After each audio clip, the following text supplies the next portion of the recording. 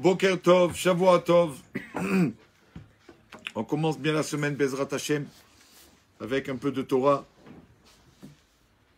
Nous sommes aujourd'hui le 2 Nissan, 7 avril. Et à vrai dire, j'ai vu une phrase hier soir qui m'a vraiment touché. Et qui dit que c'est un rav, donc dans son livre qui écrit, qui amène plusieurs rabbanim, plusieurs écrits dans la Torah, qui comparent les 10 premiers jours du mois de Nissan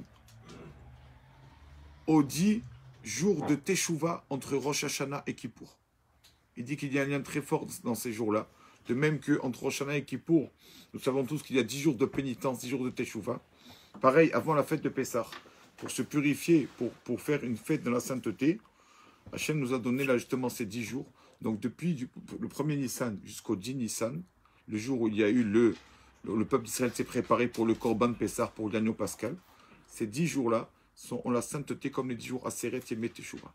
Et ces 10 jours, Akadosh Baruch Hu nous aident justement à s'améliorer. C'est ça que ça s'appelle Nissan.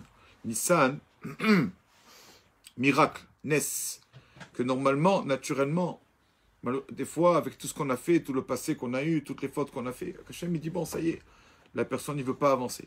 Mais là, Hachem nous fait des miracles. Même qu'on ne mérite pas, Hachem nous aide à avancer, à s'améliorer.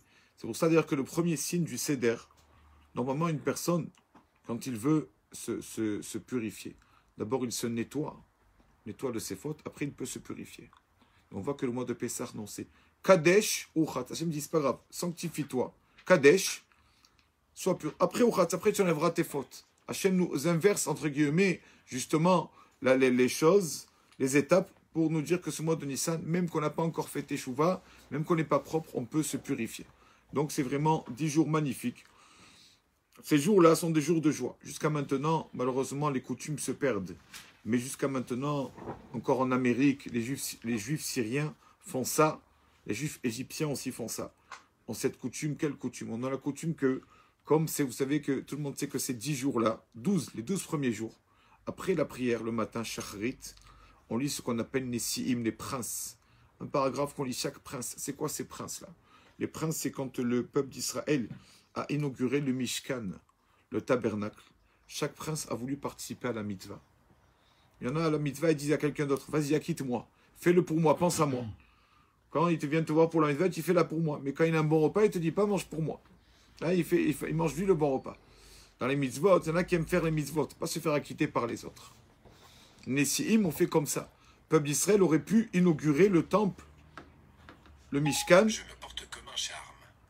Le peuple d'Israël aurait pu, justement, inaugurer une fois pour tout le peuple, premier Nissan, le Mishkan, le tabernacle. Non, ils ont dit non. On veut tous participer à la mitzvah. Comment on fait? Alors chaque tribu a choisi un jour. Et donc pendant 12 jours, 12 premiers mois de Nissan, 12 premiers jours de Nissan, pardon, chaque tribu a fait la fête. Et jusqu'à maintenant, les Juifs égyptiens, les Syriens, il y en a encore un peu à Jérusalem. Chaque jour, chaque soir, c'est la fête. Un orchestre oriental, etc. et tout. Les 12 premiers jours du mois de Nissan. Parce que les princes ont fait la fête, ont inauguré le Mishkan. Donc c'est pour ça que c'est des jours de joie. Ça aussi qu'on ne va pas au cimetière, etc. On ne fait pas Tachanoun. Parce que c'est vraiment de la simcha. Alors il dit le Baal Shem Tov, il dit que maintenant on n'a plus le Mishkan, le tabernacle, on l'a plus. Comment on fait? On fait quand même la fête. Il dit le Baal Shem Tov, il ne faut pas oublier ce que la Torah nous dit. Le tabernacle, aujourd'hui, c'est le cœur de chacun de nous. Akadosh Baruch Hu réside dans chacun de nous. Et là, pour nous faire avancer, Akadosh Baruch Hu nous aide pour toujours s'améliorer. Donc il dit, on doit être inauguration du tabernacle. C'est ça, inaugurer le tabernacle. C'est, entre guillemets, on s'inaugure pendant cette période de Nissan. Ça y est, on change. On efface le passé et on commence quelque chose de nouveau. Chacun dans ses conduites, chacun à son niveau. C'est ça l'idée d'inaugurer le Mishkan. Chacun de nous, en fait, est un Mishkan. Chacun a une âme sainte et doit s'améliorer avec ça. Aujourd'hui aussi, le 2 Nissan. Là, Iloula, du 5e rabbi de Lubavitch, Rabbi Shalom Dov Ber. On l'appelle le Rabbi Shalom Ber. On l'appelle le Rachab. Rachab, aujourd'hui, le 2 Nissan, ça Iloula. Juste pour montrer comment chacun à son niveau, une petite action Donc il raconte, l'élève de ce Rav, le Rav Shalom Ber, raconte que une fois le Rav arrive, donc était à Paris, et rentre dans un hôpital pour aller voir des malades. Il arrive là-bas, il monte à l'étage, il va voir un malade. Quand il sort de la chambre du malade, il voit une personne avec une kippa dans le couloir, dans le coin, en train de pleurer. Donc il voit une kippa, il s'approche, qu'est-ce qui t'arrive? Est-ce que je peux t'aider? Il dit non, vous ne pouvez pas m'aider, peut-être faire une prière, c'est tout. Qu'est-ce qu'il t'arrive? Dis-nous. Et voilà, telle chambre, tel numéro, ma femme est malade. Ma femme se sent mal, ma femme n'est pas bien. Et voilà. Dans l'état où ma femme, les médecins la condamnent. Et le Rav qui lui dit, on peut venir voir ta femme. Est-ce qu'on peut rentrer voir ta femme? Il dit, bien sûr, venez Rabbi. Donc il amène le Rav chez la femme, la malade. Et on voit que la malade est vraiment mal. Et le Rav lui dit, est-ce que tu es prêt à prendre une mitzvah sur toi? Une petite mitzvah, ça peut te guérir. La femme qui dit, bien sûr, qui ne veut pas la santé?